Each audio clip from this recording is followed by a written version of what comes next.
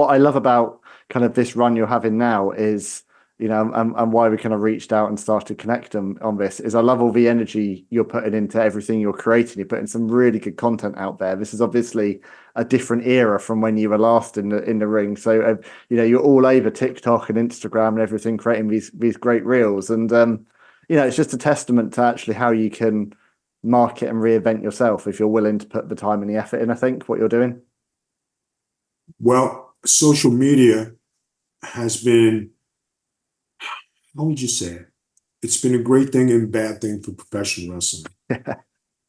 The great thing is a lot more people have access to a lot more things, but then the craft of professional wrestling has been a little bit exposed. So the mystique is not there like it used to be. It's more fan friendly instead of a closed door,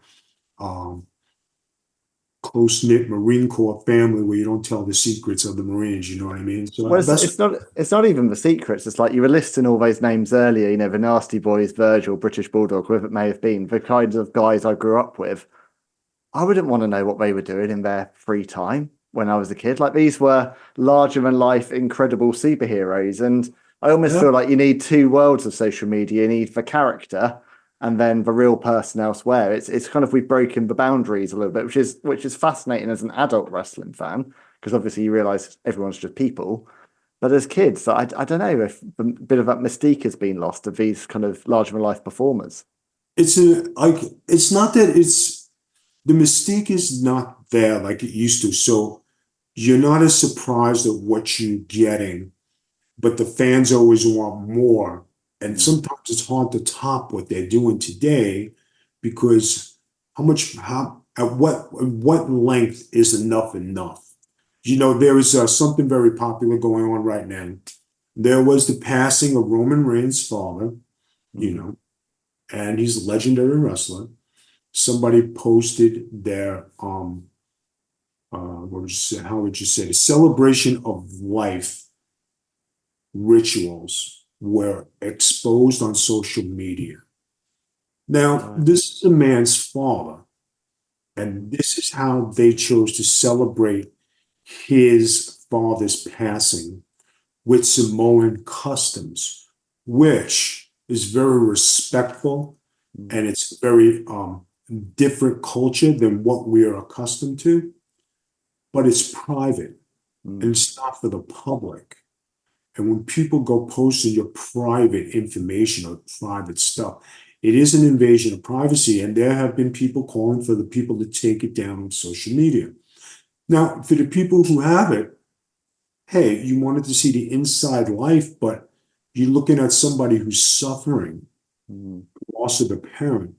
But then you're talking about how they're trying to celebrate the joy that this person might have wanted you to have. I don't want you to be sad at my funeral. I want you to dance. I want everybody to drink. I want everybody to be healthy. Don't be sad for me.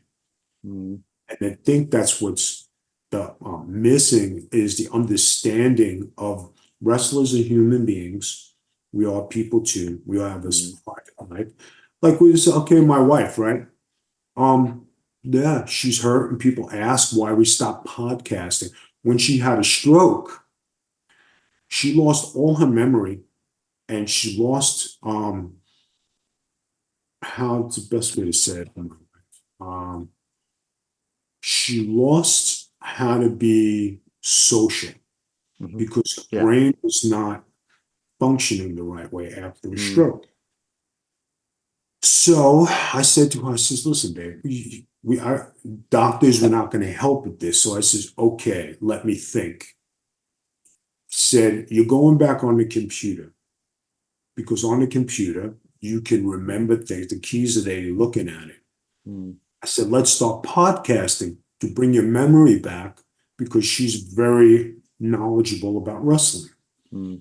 So if we started podcasting little by little, and sure enough, we rehabilitated her brain to where not only could she function again, but being in a social setting when she came home and we had people over the house, she couldn't be in nobody's company. She sat there and was petrified.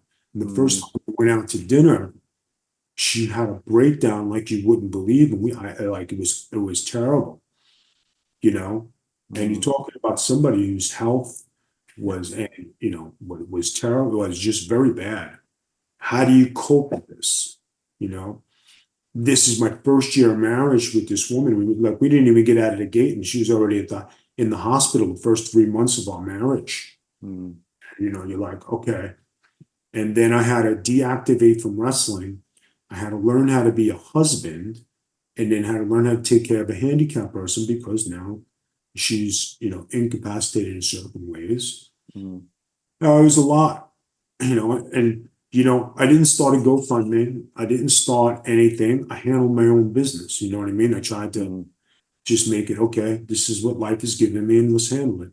Even today, when we have an astronomical amount of medical bills right now. I didn't start a GoFundMe. I said, listen, I'm willing to work all your dates. Just, I need to make money. I would like to work. I want to get a job back in the industry. I have a lot to offer. So this is what I'm trying to do. And, promoters will book you. I'm trying to take a booking. And then I think I have it. I'm trying to get the deposit. But we decided to go in a different direction. I said, but you asked me to contact A, B, C, and D. I said, and then you're going to tell me you don't need me now? Not cool.